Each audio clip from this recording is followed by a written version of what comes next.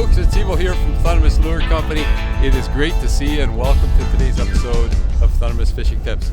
Sunny, partly cloudy, a little bit cold, very windy, but you know what today folks, we're going to be looking for, hoping to get into a brown or a steelhead. We're out here trout fishing and I'm going to do some bottom bouncing with beads. And if you've never done it before, it's a very, very effective way to fish for trout.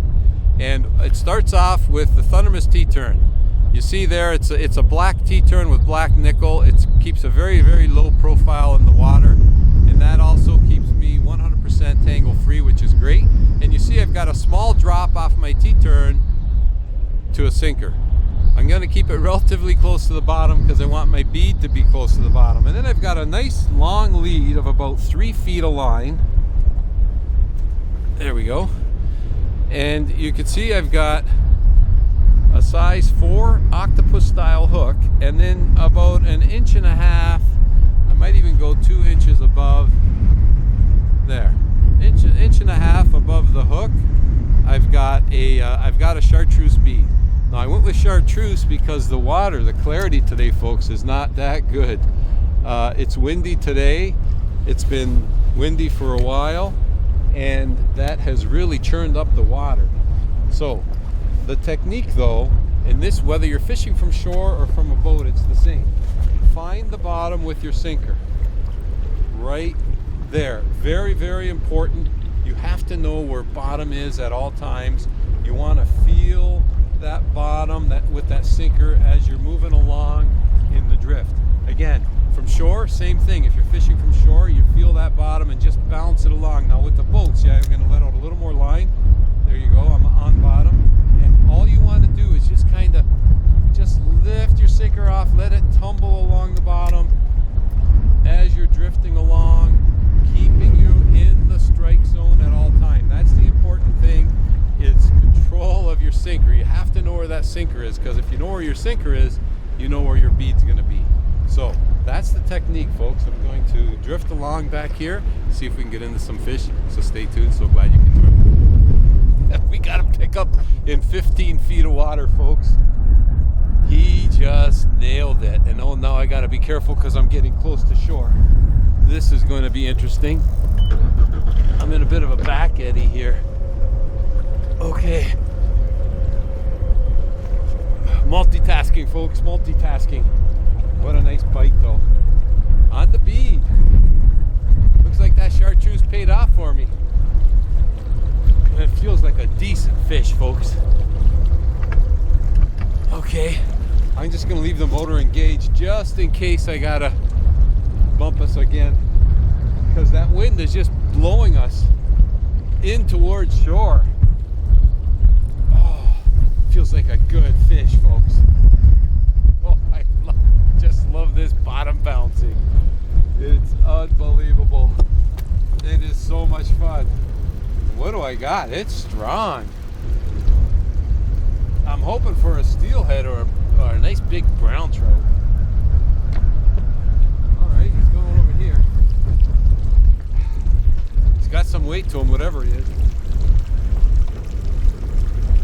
Wow. That's something. Oh, he's shaking, rocking, and rolling down there, folks. We have got a battle on our hands right here. We have got a battle on our hands, folks. This right here is what bottom bouncing for trout is all about.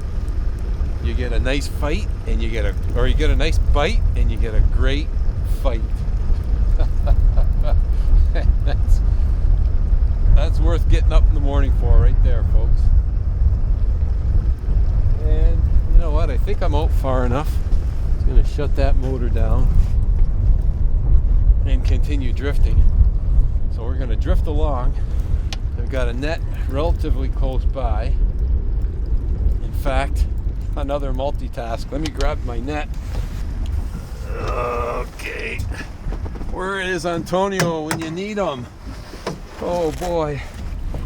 Oh, he's staying down there. He's just staying down there. Okay, I'm at my, I see my leader line. I'm at my leader line, folks. so he's got to be close. I just can't see him because this water clarity is terrible today. Just terrible. Like I say, only about 1.5 feet at best. Oh, come on, let's take a look. I'd like to at least see what it is. There's my sinker and my T-turn. Still don't see the fish. You know, it's probably only about 1 foot of visibility because I saw my T-turn and my sinker, but I still couldn't see the fish.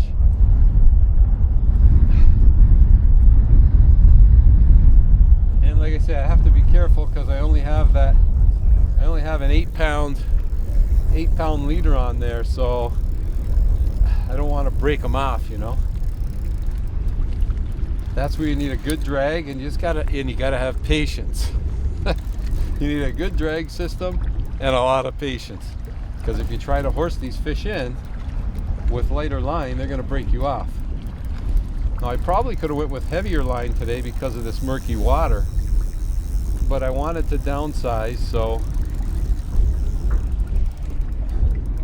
just like to get a look at this fish and see what he got, folks.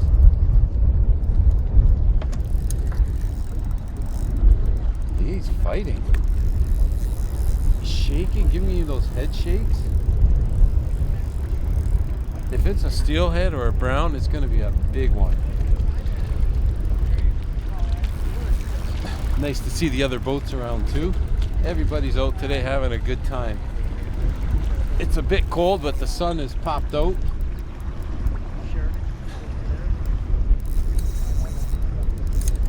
Okay. Gaining on him now, folks. This is unbelievable. What a fight. Okay, there's my T-turn. Every time I get him up relatively close, there's my T-turn and sinker. And, oh, it's a big lake trout. Oh, that's why. Look at the size of that fish. Oh my goodness, it's a huge lake trout. Now, not what I'm after. I'm after, I want steelhead and browns. But that's okay, we're just gonna release this guy anyway. That's why it's being so powerful. It's a big lake trout, folks. And he picked up that bead, he whacked it. The joys of bottom bouncing. I gotta get him back up again. Wow, it's a big old laker, folks. Big laker. Okay, there's my T-turn. There's my sinker. Where's the fish?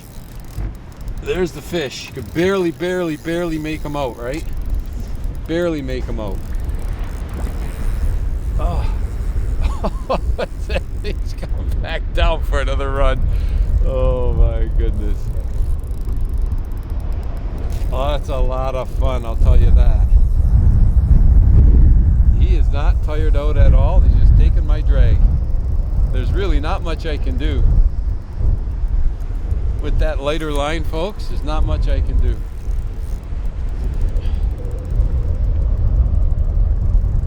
Oh, there's my T-turn again. My sinker. He just does not, he does not want to come up. Does not want to come up, folks. Still drifting okay. I got to keep an eye on the shoreline, make sure I'm... Oh, man. I can't believe how strong this laker is, folks. Oh, goodness. He's not tiring, but I am, I'll tell you that. Okay, maybe I can get him close enough now. Oh my goodness, he's in the bay. Wow. Oh, folks. Oh, that's a big old lake trout right there. And he had another hook on him from somebody else, which I just see right here. Look at that. He broke somebody else off. See that? Little piece of line there, and it looks like a little yarn fly. So he was hooked by someone else as well. Broke that person off. But he didn't break me off, folks. I was very, very fortunate, and I took my time, was very patient, and was able to land this fish. Now, where's my bead? My bead is way in his mouth there. The hook is just in the side of the mouth, so it'll be an easy release. If I can find my pliers, they're right here. Yeah, the hook is right here, just in the side of the mouth. There we go. There's my bead. And we're gonna take a quick photo and get this guy right back in the water again. Hey, nice little photo op there. Beautiful, beautiful lake trout. Very, very nice fish. Nice coloration. Big, strong, heavy fish. And he's gonna be rewarded by being released. So, let's get him right back in again. And he wants to go. Okay, see you later. Okay. Well, I'll tell you what, folks, that just made my day right there. But it's all about that bottom bounce, keeping your bead moving, keeping it active, and when the fish see it go by, they pick it up, and that's when the fun begins. If you've never tried bottom bouncing with beads, give it a try. They work. You'll have yourself a good day. I'm going to go up and do another drift. I'm off to a great start already, but wherever you're tuning in from today, folks, I want to thank you ever so much for joining me on today's episode of Thundermist Fishing Tips. And as always, folks, until next time, good luck.